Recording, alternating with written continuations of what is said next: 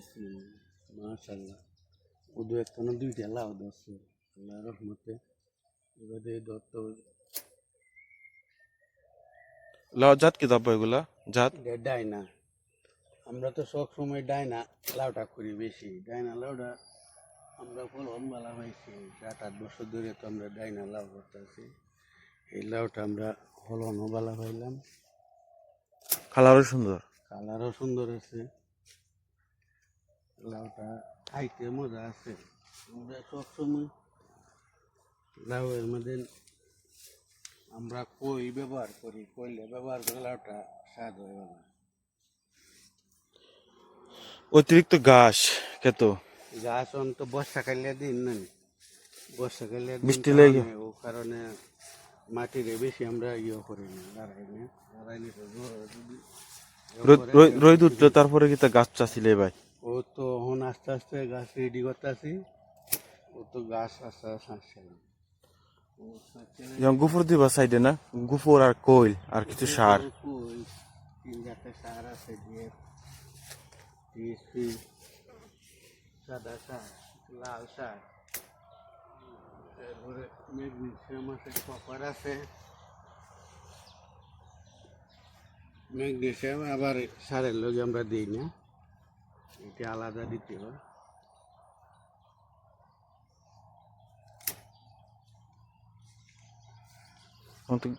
বর্তমানে তো গোলাপের দামও বেশি বর্তমানে আমরা পাইকারি বেশি 70 টাকা করি তারা খুচরা বিক্রি হয় 100 টাকা 90 টাকা 250 টাকা তো অতিরিক্ত বৃষ্টি না হইলে আর ফলন আরো ভালো হইতো বছর তো বাড়তে বৃষ্টি দিচ্ছে না যেহেতু আমরা বৃষ্টির কারণে গাছের যত্ন করা যাইতেছে না যখন গুফর তার কানি দেওয়া ঠিক মতো কানি দেওয়া যাইতেছে না যখন এই 2 দিন বৃষ্টি না হয় ঘুড়িগুলা ঠিক করা হইতেছে সার গুফর কোইল দেওয়ার লাগে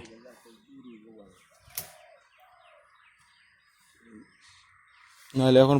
একের থেকে প্রতিদিন এখন 50 থেকে 40টা প্রতিদিন কদু লাউ বাড়িত আজকে না 20-25 টাকা করবো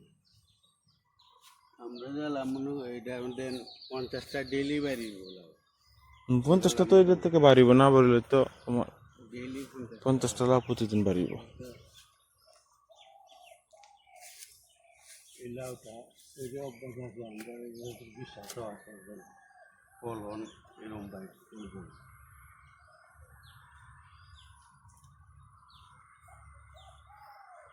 কিছু ওষুধের ভিটামিনের কিছু অভাব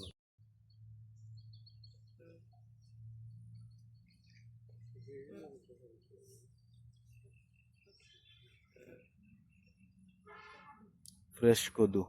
দেখেন কালার খুব সুন্দর ডাইনা জাতের কদু এটা আজকে এই কদুগুলো বাজারে দেব যে পুরলগুলো আমরা নিজেরা খাওয়ার লেগে পারছি